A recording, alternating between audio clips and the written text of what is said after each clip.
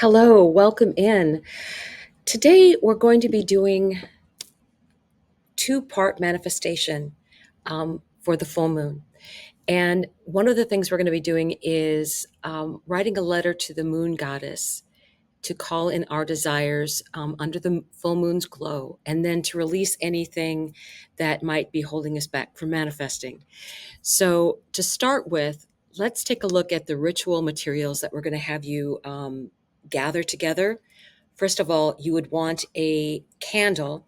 So, white or pink is preferred for love, orange for abundance, green for money, um, and manifestation, blue for health improvement, and black for protection.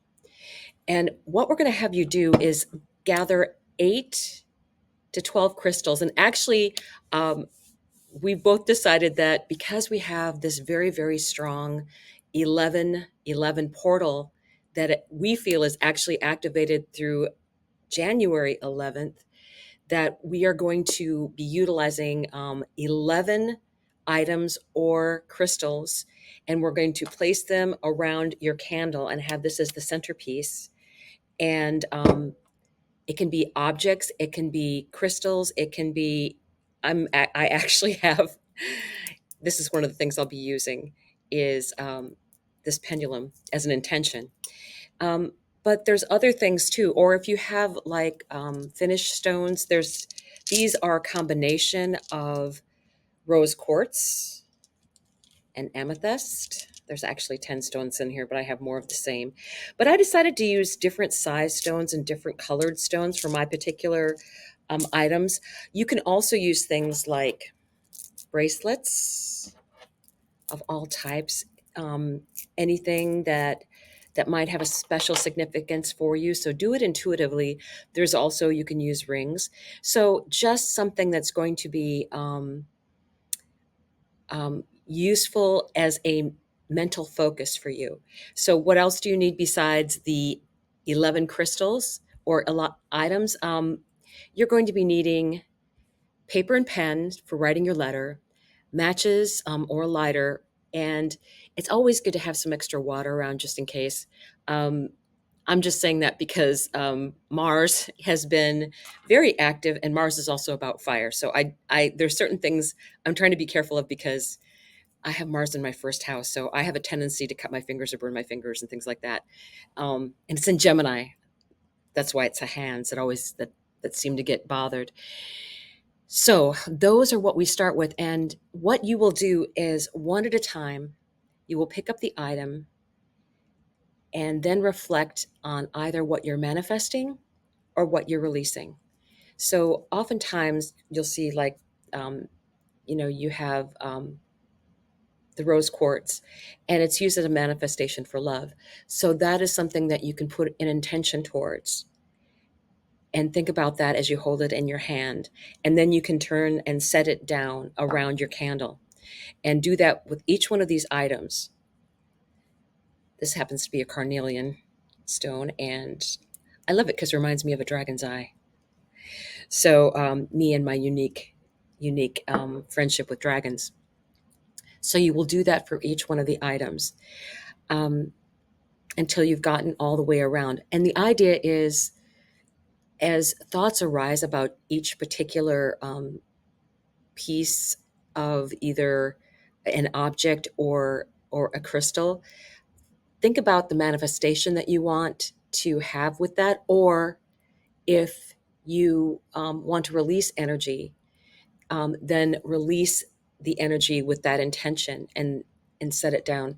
Um, if it's regarding a manifestation that you've already received, express gratitude for it. That is a perfect manifestation 101 thing, to really bring yourself into happiness when you start to partake of your manifestation.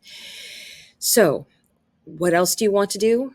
Um, Whenever an idea comes to mind, you can begin writing a letter to the moon goddess about what you want to manifest. And actually, for this particular reading, I would suggest that we actually write to all three goddesses because as I've been doing readings, I have gotten the message that it's going to be Hecate, which is the goddess of the dark moon, and also involved in this actual astrology is Artemis, who is the goddess of the crescent moon. And because we're going to go through all phases of the moon as we go into this energy through January 11th. And then we also have Selene, who is the goddess of the full moon. So part of what we're going to be doing is writing a letter to all three of these goddesses. And then when we come up on the new moon intentions again, we can go ahead and utilize that. But because we have this special 1111 portal taking place, we really wanted to do something special and different, and using the crystals or any objects that you intuitively pick up, that then you can decide what you want to release or what has come to your attention, and what you want to be thankful for, and what you may want to manifest. So those are the things that'll be coming through for us as we do the first part of the ritual. And let me just give you a little bit more information as I can. How long does a full moon last? The energy of a full moon lasts for about 3 days, the day before and the day of and the day after. But the full moon phase, it actually extends until the next disseminating moon phase occurring in 3 or 4 days after that. So a lot of times when you set an intention or release something, they say the active part of you going forward with that intention should occur 3 to 4 days later. When you initially set it, you're setting the intention of what you're going to be doing. But this also gives you some flexibility in your schedule as to when you want to do the actual ritual. Can the full moon still be effective if you can't see it? Yes, actually you can. And just think of it this way, that the tide still rises whether you can see the moon or not. So the power is still there of the full moon. And the power raises up your intuition and all the extra perception that you may have. You can be more emotional at the time of a full moon, and you might even be either more energized or fatigued, just depending upon you as a person. And being aware of those effects can really help support yourself as you're working through a really powerful energy. This is a very powerful full moon that we're having. So, what rituals are best for the full moon? The full moon is a time of celebration and culmination, and it often involves rituals of release, gratitude, and manifestation. So it's the perfect time to gather in that sacred circle, which is what we're doing with the crystals, and to release what no longer serves your highest path, and welcome in the new possibilities for your spiritual work and personal growth, especially since we have Uranus as part of this full moon in Taurus. The moon is also exalted in Taurus. So it just gives it that extra special energy. And the fact that Uranus is there, I would say it's going to give a manifesting supercharge, because it's 1 degree away.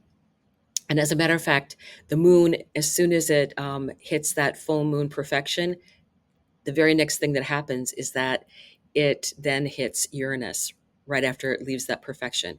So really, I think it's a very powerful time. And one of the things that is happening on that very day, Saturn is stationing direct. That is very important because Saturn is about time and longevity. So you can set something as a manifestation that you can work on in a daily manner, and little progressions towards accomplishing a goal is what I would say. The really other powerful thing is on January 11th, 111 is actually the day that the nodes change signs. Now, I thought it was January 12th, but when I was going through and rechecking my times and things, I realized that I was looking at it from the universal time clock, which is actually centered through England. And with that timing, that is ahead of us, and that is on the 12th. But all of the United States, it is actually on the 11th for us. So this is perfect the 111 that everybody I know has been seeing in their readings and on clocks and in receipts. So really, it's very powerful energy that we can use for this manifesting. Um, Taurus is ruled by Venus, so that is very important. Venus is going to be in Capricorn. Venus gets things done in Capricorn. So that is very definitely energy that can help push you forward. Mars currently is still direct, it's in its shadow, and it's in Leo. Mars likes Leo because it's a fellow fire sign. So it's very comfortable in that energy. So that also works in our favor for this manifestation. Um, so, what other things do we have going on? I had mentioned that the goddess Artemis is also a part of this. It's going to be conjunct the sun in Scorpio. So with the the full moon, we are going to have Uranus conjunct, and the sun is going to have Artemis conjunct. So if you're very much into moon energy, if you're a Scorpio, if you're a Taurus, especially, you'll be feeling this moon energy very strongly. Um, and Uranus is considered the great awakener. So this will probably bring an element of surprise um, to this normally more stable Taurus energy where the moon is located at. And it will help you break free of old patterns. So if you have something that was a toxic pattern from childhood, you can release that as part of this full moon energy. Now, the wounded healer Chiron is still in Aries, and it will be opposite Hecate, which is the dark moon goddess. So again, Selene is the full moon goddess. Chiron is going to be opposite Hecate, which is she's the goddess of the dark moon, and Artemis is conjunct the sun. So that's why we were having all three of these goddesses involved in this particular ritual. So this particular opposition gives a very powerful healing dynamic. And so, where do we need to confront our deepest wounds in order to make better choices when we reach those crossroads in life? This encourages you for self healing and trusting in the guidance to align with your highest path. So, that is the energy that we're getting for this full moon ritual. So, I've told you what we've already had to gather, and I will wait until we do the letter portion before I light my candle, and then we'll walk through this all together and we'll utilize some of the things we've learned already. And the nice thing is that you'll be able to stop the video anytime you want, and then take time to write, take time to do other things. And I think this will really help you quite a bit as we go through things. So I'm happy to have you along so far, and just wait for the next part for us to actually light the candle. Thank you.